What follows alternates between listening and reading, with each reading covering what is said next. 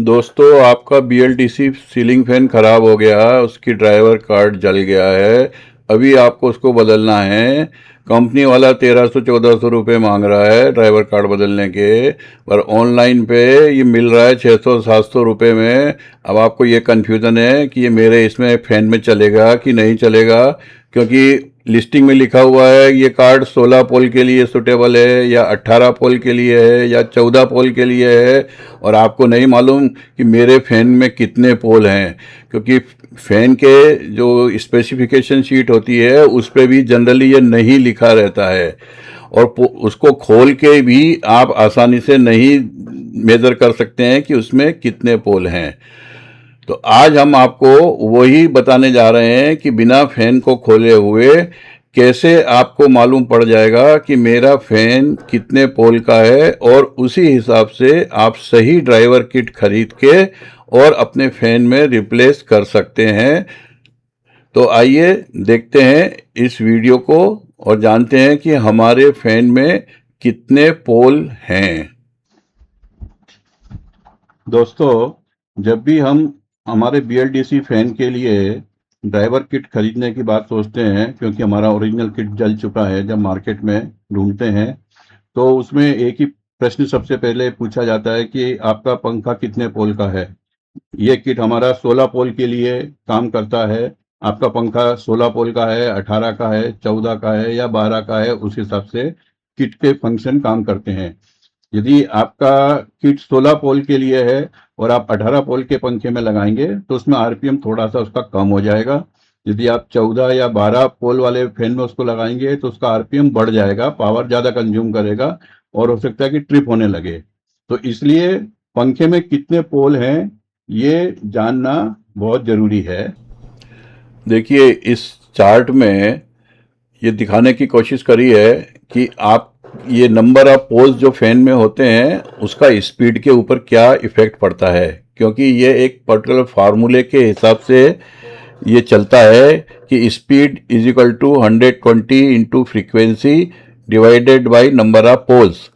तो यदि आपका फैन 16 पोल का है तो जो एक नंबर रिमोट पे 210 RPM पे घूमता है, उसमें यदि आप 12 पोल वाला से कंपेयर करेंगे, वो वाली किट लगा देंगे 12 पोल वाले फैन में, तो आपका फैन 280 RPM पे घूमेगा फर्स्ट वाले के ऊपर ही, रिमोट का फर्स्ट दबाने से ही।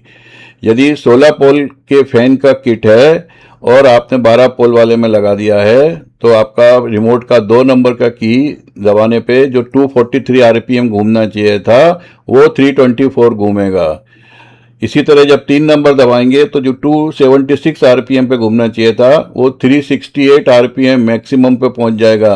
तो आप कहेंगे ये तो अच्छा है ना, मेरा फैन बढ़िया चल रहा है, तेज चल रहा है, तो मैं तो इसमें लगा देता हूँ।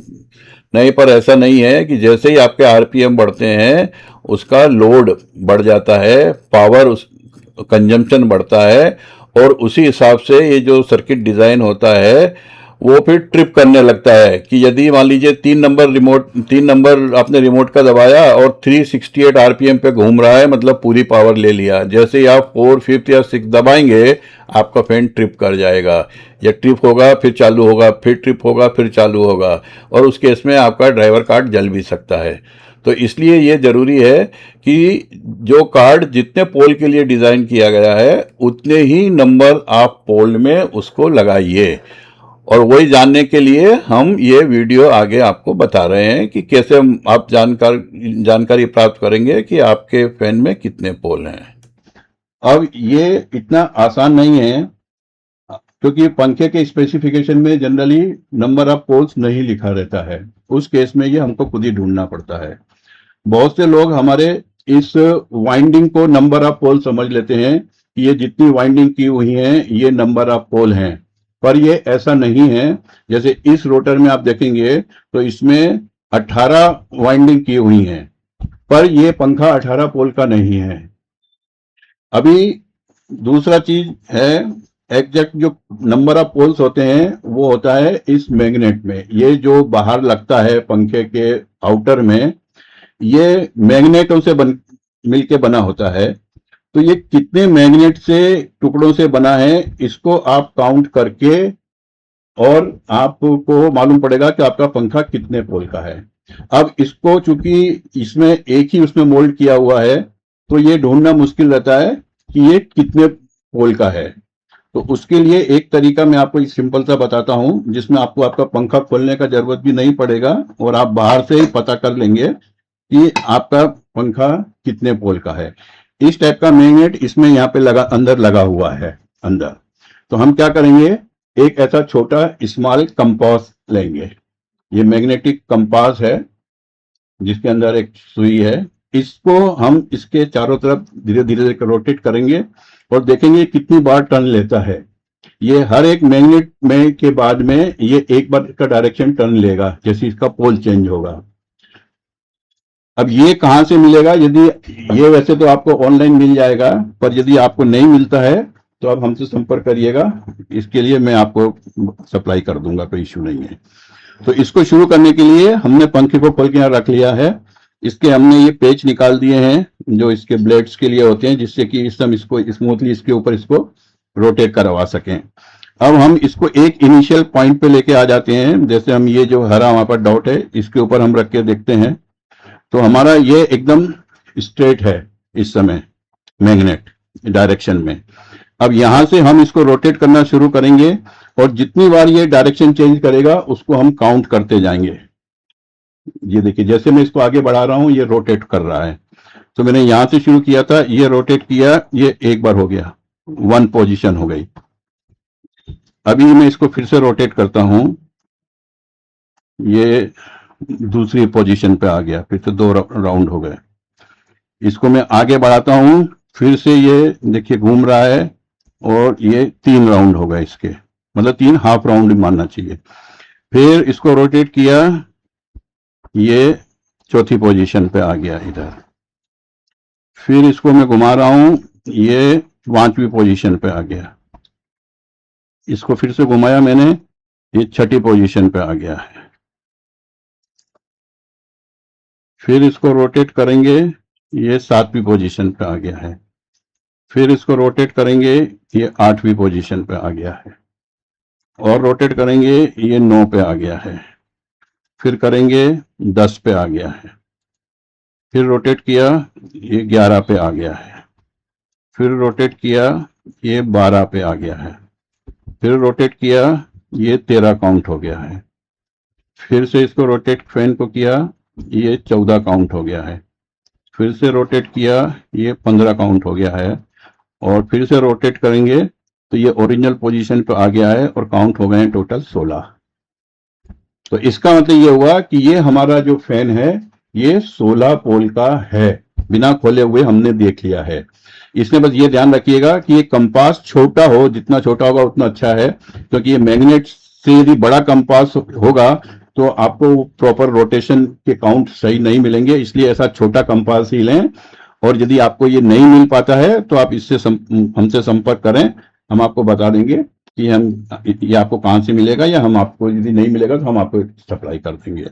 यदि इस टाइप का आपके पास मैग्नेट पहले से है बाहर तो आप सेम प्रोसीजर मैग्नेट में भी लगा के देख सकते हैं। आप इसको रखेंगे तो ये इसी तरह से ये रोटेट होता रहेगा। हालांकि ये चूंकि काला है इसलिए हो सकता है आपको शायद दिखाई ना दे रहा हो स्पष्ट, इसीलिए मैं आपको व्हाइट पेन में दिखाया, पर ये सेम प्रिंसिपल इसमें भी काम करता है।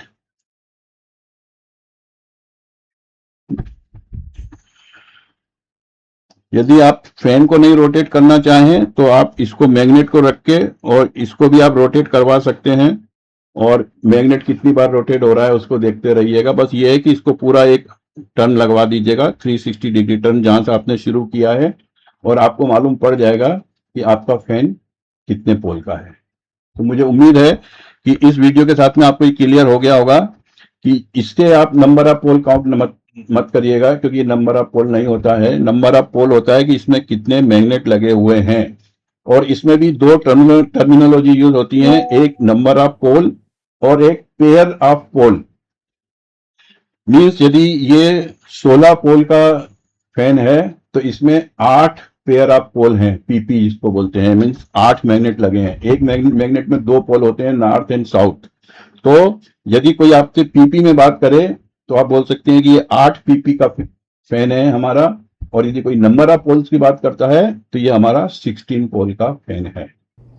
दोस्तों, उम्मीद है कि आपको ये जानकारी यूजफुल रही होगी, और यदि आप इस टाइप की और भी जानकारी चाहते हैं, स्पेशली बीएलडीसी फैन और उनकी किट्स के बारे में, तो इस चैनल को सब्सक्राइब करके रखिएगा कि कोई भी नया वीडियो आएगा तो आपको इंटीमेशन उसकी पहले से मिल सके।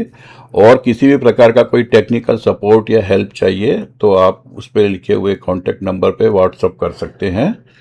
हम कोशिश करेंगे कि आपको उसके लिए रिप्लाई कर दें। धन्यवाद। वीडियो देखने के लिए फिर से आपका बहुत बहुत धन्यवाद।